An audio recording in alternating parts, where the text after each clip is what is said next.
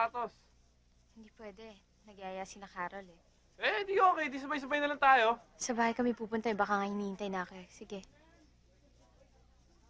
Gemma, Oh, may gagawin ka ba sa Saturday night? meron. Maglalaba ako tsaka bibisitahin ko yung pamilya ko sa probinsya eh. Eric, tara. Late na tayo. We have a test. Okay.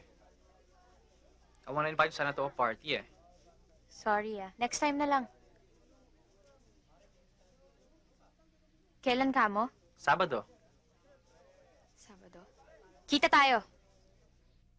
Nga pala, may date ako sa Sabado. Ano? May date ka sa Saturday?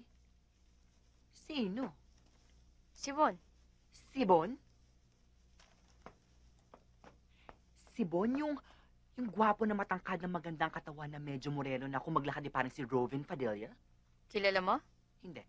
Ching, syempre naman Campus Heart Tribune, ano? Dati ko pa nga siyang type eh, pero syempre, hindi naman ako nagpapahalata. Swerte ka talaga, loka girl. Teka, ano nga pala yung susuot mo?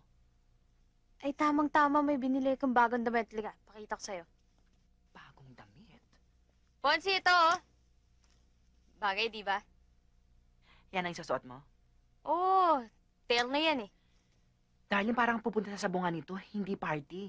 Party ang pupuntahan mo, kaya ibig sabihin, kailangan naka-party dress ka.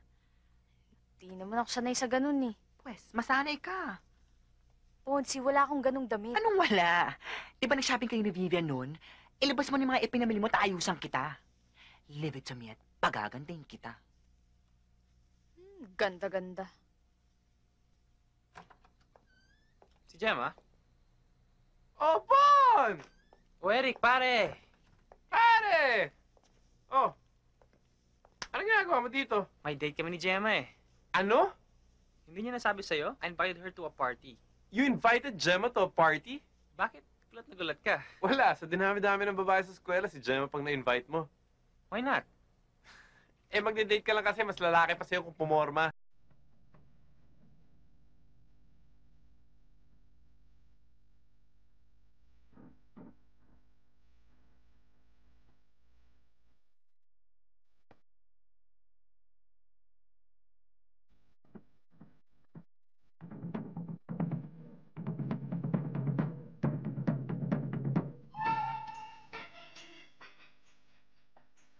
Gemma, for you. Ponsi, gusto mo sumama sa party? Di, sige na, mauna na kayo. Baka mahuli pa kayo sa party eh. Gem, shall we?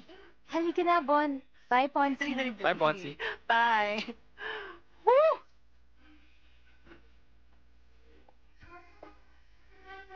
Ang ganda-ganda niya. Gem ba yun? Gaga ako yun. Nag-bike lang kami ng kanyang pansamantala. Loka. Kinikilig ako.